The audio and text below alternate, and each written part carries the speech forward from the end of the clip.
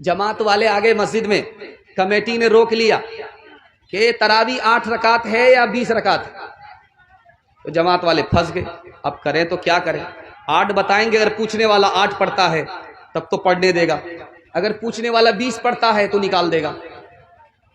تو اس نے کہا کہ ارے بھائی آپ کیوں پوچھ رہے ہیں؟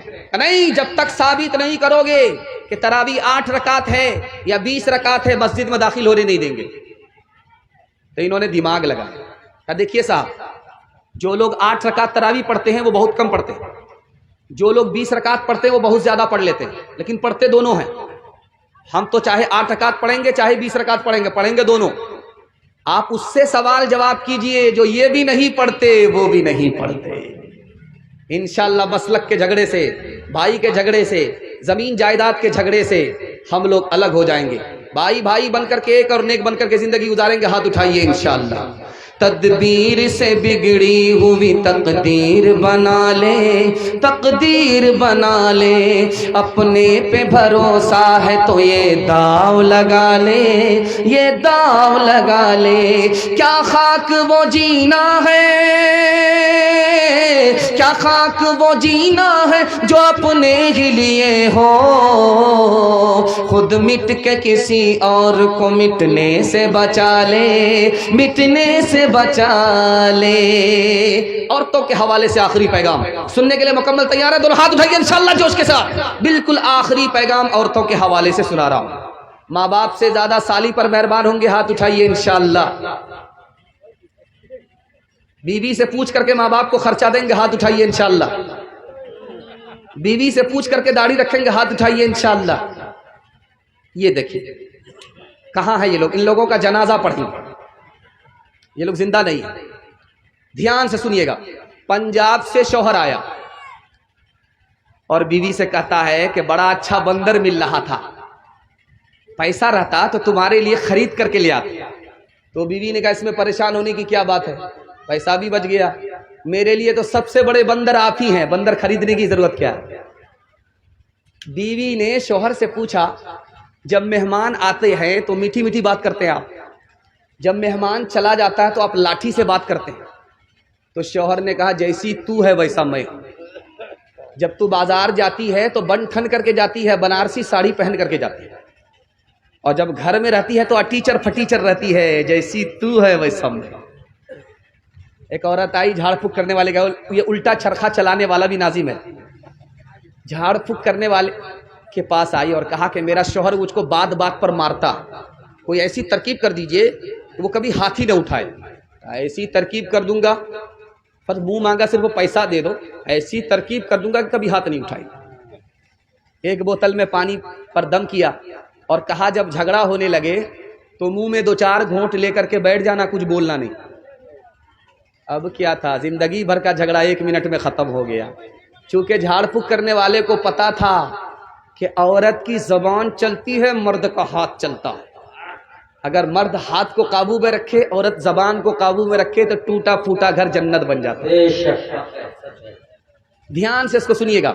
داماد بہت چالو ہوتا ہے، جب اس کو پتا چلتا ہے کہ گھر میں کھانا اچھا نہیں ہے تو سیدھے سسرال بھاگتا ہے مرغا کھانے کے لیے۔ ساس نے سمجھ لیا ایک دن مرغا کھلائیں گے ہر دن آئے گا، ایک ہی دن ایسا سبق سکھائیں گے کبھی نہیں آئے۔ جیسے ہی سسرال پہنچا ساس نے کھچڑی بنا کر کے دے دی۔ اللہ، داماد نے سسرال میں جب کھچڑی کو دیکھا تو تلوے کا خون دماغ پر آ گیا۔ کہا کہ اماں یہ مہمان خانہ ہے کہ جیل خانہ ہے، میں داماد ہوں کہ قیدی ہوں؟ اب بیٹا کھچڑی کو برا بھلا مت کہو، امیر بھی کھا لیتے غریب بھی کھا لیتے، کسی کا پیٹ خراب نہیں ہوتا۔ سمجھ میں آ گیا؟ بڑھیا بہت چالو ہے، مرغا بچانے کی پلاننگ ہے۔ تو داماد نے کہا کہ اماں روکھا سوکھا کیسے کھایا جائے گا، یہ روکھی سوکھی کھچڑی کیسے کھائی جائے گی، گھی تو دے دیتے۔ بڑھیا 1 نمبر کی کنجر تھی، کنجوس تھی، مکھی چوس تھی، کھوٹھی میں چھپا کر کے گھی کو رکھا تھا۔ ایک شاعر شعر پڑھ رہا تھا تو سارے لوگ آ کر کے 10 روپیہ ہی دیتے تھے، اس سے زیادہ نہیں دیتے۔ تو شاعر نے کھسیا کر کے کہا کہ آپ لوگ سے بڑا کنجر میں نے کہیں نہیں دیکھا، کوئی بھی 10 کے نوٹ سے اوپر کوئی نوٹ دیتا ہی نہیں ہے۔ ایک بوڑھا کھڑا ہوا 100 کا نوٹ لے کر کے لا کر کے دے دیا، کہا حاجی صاحب آپ نے آبرو رکھ لیا، ہم تو سمجھ رہے تھے کہ سارے بخیل ہیں، لیکن ماشاءاللہ آپ سخیوں کے سخی ہیں۔ حاجی صاحب پھر بھی کھڑے ہیں، شاعر شعر پڑھ رہا ہے۔ اب شاعر نے پوچھا کہ چچا جان آپ تو بیٹھ جائیے۔ کہا کہ بیٹھیں گے کیسے، وہ 90 روپیہ واپس لینے کے لیے کھڑے ہیں۔ تو وہ بڑھیا جو کوٹھی میں گھی کو چھپا کر کے رکھا تھا وہاں سے نکالا، کھسیا کر کے جو ڈھکن کھولا سارا گھی گر گیا۔ اب بڑھیا کو بڑا سوگ ہوا کہ کون سی غلطی کیا، سارا گھی تو داماد ہی کھا لے گا، دماغ لگایا۔ اب بیٹا اکیلے کھاؤ گے برکت نہیں ہوگی، ساتھ میں مجھ کو شامل کر لو، برکت ہی برکت ہوگی۔ اللہ، اور یہ بڑھیا عجیب نہیں عجوبہ۔ تو داماد نے لاج لحاظ میں کہا کہ اس میں کیا بات ہے، آپ تو میری ماں کی طرح ہو، ساتھ میں کھا لو۔ بڑھیا نے دیکھا کہ پلیٹ میں گھی داماد کی طرف زیادہ، اپنی طرف گھی نہیں ہے، تو دماغ لگایا ادھر سے ادھر ٹاننا۔ تو بڑھیا نے کہا بیٹا میں تم سے ناراض ہوں، فلاں مہینہ میری بیٹی کو تم نے یہ تکلیف دیا ہے، یہ دکھ دیا ہے، یہ تکلیف دیا ہے، یہ دکھ دیا۔ داماد سوچنے لگا کہ اللہ اکبر، یہ بڑھیا ہے، یہ تو زبردست ہے، یہ تو سارا گھی ادھر ٹان لیا۔ تو داماد نے کہا اماں کوے سے زیادہ کوے کا بچہ چلاک ہوتا، اگر میں نے وہ دکھ دیا ہے تو یہ سکھ بھی دیا ہے، یہ سکھ بھی دیا ہے، یہ سکھ بھی دیا ہے، دکھ سکھ کو ملانا پڑتا ہے تب زندگی کٹتی ہے۔ جب آپ دیکھیں گے رخصتی کا موقع ہوتا ہے تو سارے لوگ روتے، جوان بیٹی 18 سال کی پوس پال کر کے بھیجا جاتا ہے سسرال، تو نانی دادی سب روتی ہے، یہاں تک کہ مگر کے مچ کے آنسو باراتی بھی بہانے لگتے ہیں۔ مگر اس ماتم کے ماحول میں ایک آدمی ہنس رہا تھا، چھوٹا بچہ دیکھ کر کے ابا سے کہتا ابا حضور سب لوگ تو رو رہے ہیں، یہ سمجھ میں آ رہا، مگر ایک آدمی ہنس رہا ہے۔ کہا بیٹا کون ہنس رہا؟ کہا دولہا بابو ہنس رہے، رومال کے نیچے منہ رکھ کر کے دولہا بابو ہنس رہے۔ کہا اللہ اللہ اللہ توبہ استغفار، یہ آدمی ہنس رہا ہے، دولہا ہنس رہا ہے۔ کہا بیٹا گھبرانے کی کوئی بات نہیں ہے، تو ماتم کا وقت ہے، یہ تو رخصتی کا وقت ہے، ماتم ہے، مصیبت، ہم لوگ رو رہے ہیں، زندگی بھر اسی بدنصیب کو رونا ہے، اس لیے آج ہنس رہا ہے۔ آخری مثال پر پیغام ختم کر رہا ہوں، ذرا دھیان سے سنیے گا اس کو۔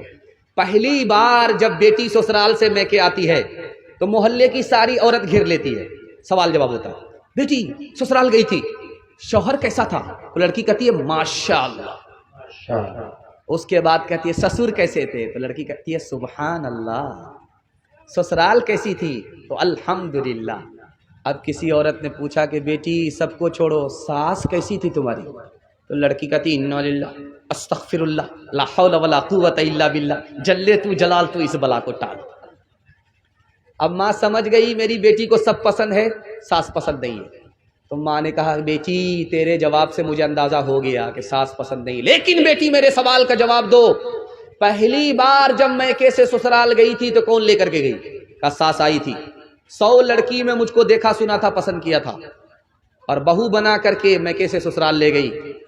کہا بیٹی یہ ساس کا احسان ہے، اتنے اچھے شوہر مل گئے، یہ ساس کا احسان ہے، اتنی اچھی سسرال مل گئی، یہ ساس کا احسان ہے کہ اتنے اچھے سسر مل گئے۔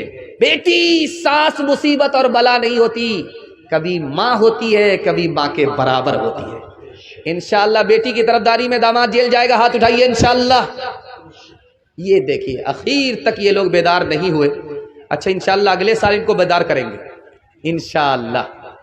کردار بد پہ خود ہی یہ غصے میں آئے گی، شوہر دکھائے ڈنڈا تو یہ جھاڑو دکھائے گی۔ کردار بد پہ خود ہی یہ غصے میں آئے گی، شوہر دکھائے ڈنڈا تو یہ جھاڑو دکھائے گی۔ قاصر اسی لیے تو کوئی برکت نہیں رہی، بھی فاطمہ سی اب کوئی عورت نہیں رہی۔ غیبت میں سب سے آگے یہ عورت کی ذات ہے، چغلی تو ان کے سامنے بس دال بھات ہے۔ غیبت میں سب سے آگے یہ عورت کی ذات ہے، چغلی تو ان کے سامنے بس دال بھات ہے۔ سینے میں ان کے دین کی عظمت نہیں رہی، بھی فاطمہ سی اب کوئی عورت نہیں رہی۔ میرے حصے کا جلسہ مکمل ہو گیا اور بہت بڑے چترویدی آپ کے سامنے آ رہے ہیں۔ آپ ان کا نیا مطالعہ جب سنیں گے تو خود کو آپ قابو میں نہیں رکھیں گے اور بولیں گے یار ان دونوں کو یاجوج ماجوج کو پہلے کیوں بلا دیا گیا، ان کو پہلے بلانا تھا۔ اور عبدالباری صاحب زخمی بہت مشہور شاعر، اور میں نے ان کی نگرانی میں تقریر کرنا سیکھا ہے۔ وہ دور تھا مجھے اب یاد آ رہا ہے کہ جہاں سے ہم لوگوں کو ارریا سے عروج ہوا، یہی سب شاعر ہیں۔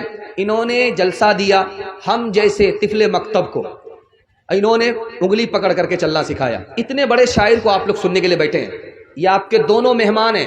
جب تک آپ دونوں کو سنیں گے نہیں میزبانی کا حق ادا نہیں ہوگا۔ ہم سے قبولیت کی گھڑی میں اللہ کو حاضر ناظر رکھ کر کے وعدہ کیجئے ان دونوں کو جب تک سن نہیں لیں گے، جلسہ دعا پر جب تک مکمل نہیں ہوگا ہم لوگ نہیں جائیں گے۔ ہاتھ اٹھائیے انشاءاللہ۔ نہ کتابوں سے نوازوں سے نظر سے پیدا، دین ہوتا ہے بزرگوں کی نظر سے پیدا۔ نہیں سکھا انہوں نے دین رکھ کر شیخ کے گھر میں، پلے کالج کے چکر میں، مرے صاحب کے دفتر میں، پھر کیک کے چکر میں تو روٹی بھی گئی، بڑی شے کی طاق میں تھے تو چھوٹی بھی گئی، نہ مانی بات وائس کی، پھر پتلون کے چکر میں تو لنگوٹی بھی گئی۔ وآخر دعوانا ان الحمدللہ رب العالمین۔